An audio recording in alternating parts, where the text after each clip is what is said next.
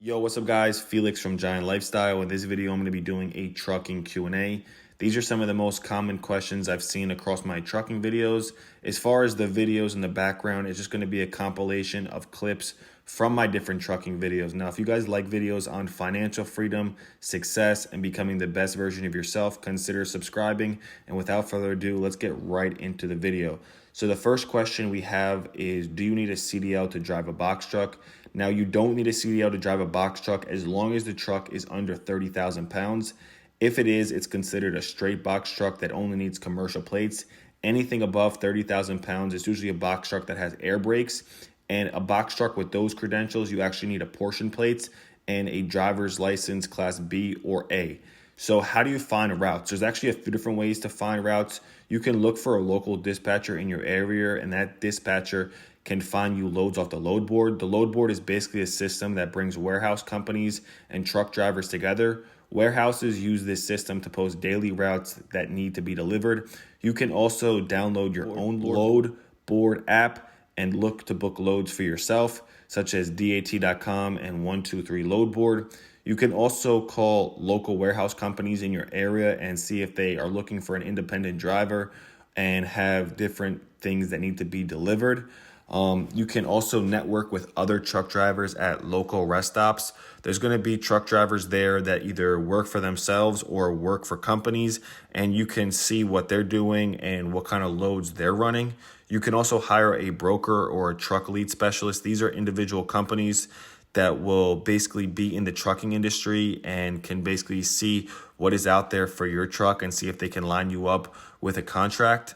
The next question I have is, did you buy new batteries when first buying the truck? Where did you get them and what did you do with the old batteries? So yes, I did buy new batteries for my truck because they were needed, but I'd say don't buy them unless it's absolutely necessary, especially in the beginning. You're going to want to keep the overhead as low as possible because there are some big expenses when starting a trucking business. Even though it's very profitable, there are some expenses you have to take into consideration. I bought the batteries for my truck at AutoZone, or you can buy them from a truck dealer or a truck service center in your area. And with the old batteries, I traded them in to get a discount on the new batteries. Can you be profitable with a 16-foot truck, or do you need a 26-foot truck? Yes, you can be profitable with a 16-foot truck. You just have to find routes that can fit loads onto the truck. There might be local warehouse companies that don't have huge shipments or just need a few things delivered daily. It's not necessary to have a 26-foot truck, but in most cases, most companies or routes are going to require a 26-foot truck. And at very minimum, if you don't have a 26-foot truck, try to see if you can find a truck with a lift gate, and experience is just a plus. How's the maintenance on the truck? The maintenance on the truck is just like any other vehicle or car. It's good to be serviced every 3 to 6 months. And every time before you actually get on the road, you should always do a pre-inspection test. Checking your truck daily or weekly is essential, if not your top priority, because your truck is your livelihood. Your truck is your business. And without your truck, you can't run a successful trucking business. So it's important to keep up with the health of your truck. Does the rear door have any specifications, and does it need to be a certain color?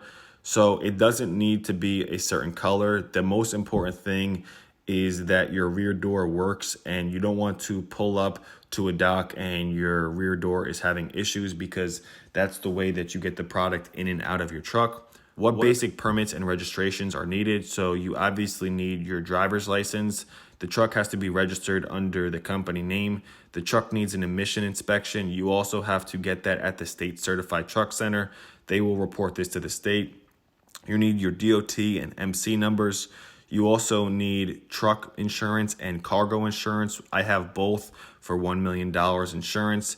Depending on the certain states, you may need permit stickers to travel in and out of those certain states. What year was the truck, make, and model? So my truck is a 2005 International 4400.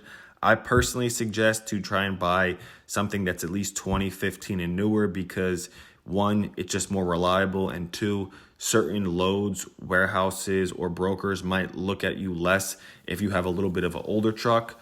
But it's not a terrible thing to buy an older truck. It only totally depends on your budget. If you are buying an older truck, it's best to bring a mechanic with you when you do actually go buy the truck to make sure that there's nothing wrong with it, or, you know, kind of just do a little inspection. It's another thing to have people on your team, have a mechanic, have different people who have different specialties to assist you in your trucking business. Should you start with a box truck rental? So you can start with a box truck rental. In all honesty, it depends on your financial status at that very moment. If your budget is tight, then you can rent one until you grow your bankroll. The only issue with renting one is you're kind of at the mercy of a company, and it's always best to be in control.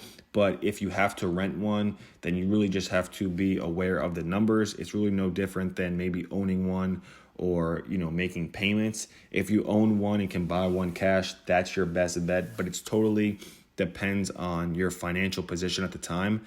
But it's not wrong to do a rental. If that's what the situation you're in, then you got to do what you got to do. Can I drive a box truck with a Cdl Class A? Yes, you can drive a box truck with a Class A. In fact, it's easier to drive a box truck rather than a big tractor trailer because it's smaller and easier to maneuver. How do you get your CDL? You can call a local truck driving school, so you can ask them to sign up so they can kind of teach you hands-on about the business and how to drive the truck. You can also go to your local DMV and ask them to take the CDL written and driving test. The local DMV will give you specific instructions on what you need to do to get your CDL. How do you get on load boards? You can download the Trucking Load Board app. You can find a broker to add your company profile, or you can hire a dispatcher to add your company profile as well. Do I have my own MC number? Yes, I do. Can you operate under another MC number? Yes, if it's registered to another business and you're driving that other company's vehicle, then it will be lawful to drive under another MC number. How much do you pay your driver? Is it per mile? I pay my driver by the day. I also pay the driver by the mile, or you can pay the driver via a percentage of the route. It totally depends on how you're setting up your business and what your goals are with your trucking business.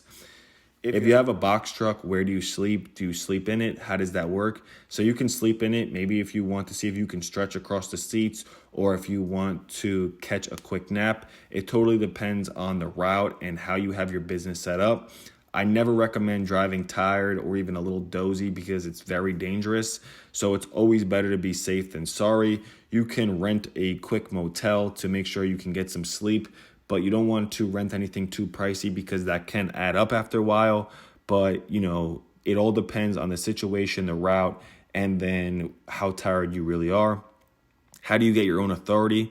Go online to your state's Department of Transportation and ask the process/credentials you need to obtain your own authority. What kind of insurance do I have? General, cargo, worker compensation. So I have full truck coverage, $1 million liability, collision and damage, and $1 million in cargo insurance. So there you guys have it. That is the trucking Q&A. These are some of the most common questions that I was seeing across my trucking videos. If you guys have any more questions, be sure to drop them in the comments below. Again, thank you guys for watching, and I'll see you guys in the next video. Peace.